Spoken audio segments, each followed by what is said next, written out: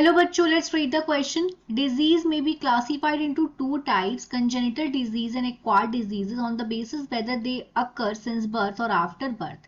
Disease को classified किया गया है दो टाइप में, एक कंजेनिटल डिजीज और दूसरी एक्वायर्ड डिजीज. उन किस बेसिस पे कि एक तो प्रेजेंट होती है बर्थ से ही, सिंस बर्थ, और दूसरी आफ्टर बर्थ. एक्वायर्ड डिजीज में भी इन्फेक्शियस और नॉन इन्फेक्शियस. एक्वायर्ड डिजीज जो बर्थ के बाद होती है इन्फेक्शियस भी हो सकती है और नॉन इन्फेक्शियस भी हो सकती है.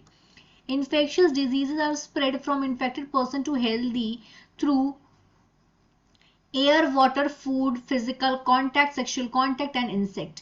जो इन्फेक्शियस डिजीज है वो स्प्रेड होती है इन्फेक्टेड पर्सन से अदर को किस माध्यम से? हवा से, पानी से, खाने से, फिजिकल कांटेक्ट से, सेक्सुअल कांटेक्ट से और कीड़े मकोड़े से. The causative agent of these disease are called pathogen और इन्फेक्शियस एजेंट. जो कॉजेटिव एजेंट्स होते हैं इनके, उनको पैथोजन बोलते हैं या इन्फेक्शियस एजेंट बोलते हैं. दीज में बी, ये हो सकते हैं virus, bacteria, fungi, protozoan and worms. Non-infectious disease may occur due to malfunctioning of some body organs or inadequate diet. जो नॉन इन्फेक्शियस डिजीज है वो किसकी वजह से हो सकती है? कोई बॉडी ऑर्गन अगर माल फंक्शनिंग करे, सही तरीके से काम नहीं करे, या इनएडिक्वेट डाइट, अपर्याप्त भोजन हो. Tetanus is caused by, here are four options: A virus, B bacteria, C fungi and D worms. Question में पूछा है कि जो टिटेनस है वो किससे कॉज्ड होता है. यहाँ पे फोर ऑप्शंस हमने देके रखे हैं.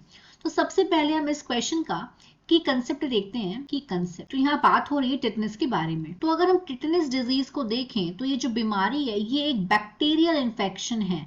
ये एक इन्फेक्शियस डिजीज है. और कौन से इन्फेक्शन से हो रही है? This is a bacterial disease. Bacterial disease, ये एक बैक्टीरियल डिजीज है. और इसका कॉजेटिव एजेंट क्या है? किस बैक्टीरिया से ये ट्रांसमिट होती है ये डिजीज? तो उस बैक्टीरिया का नाम है Clostridium tetani. Clostridium tetani. Clostridium tetani generally ये जो टिटनेस के जो पॉजिटिव एजेंट हैं ये बॉडी में कैसे एंटर करते हैं? अगर बॉडी में कोई कट लग जाता है या कोई इंजरी हो जाती है तो अगर वहां पे सॉइल के कांटेक्ट में अगर वो कट आ जाए तो सॉइल में क्या होता है? क्लॉस्ट्रीडियम टेटानी के इस बैक्टीरिया के स्पोर्स प्रेजेंट होते हैं जिससे ये बॉडी में, ह्यूमन बॉडी में एंटर कर जाती है, ह्यूमन बॉडी इन्फेक्टेड हो जाता है.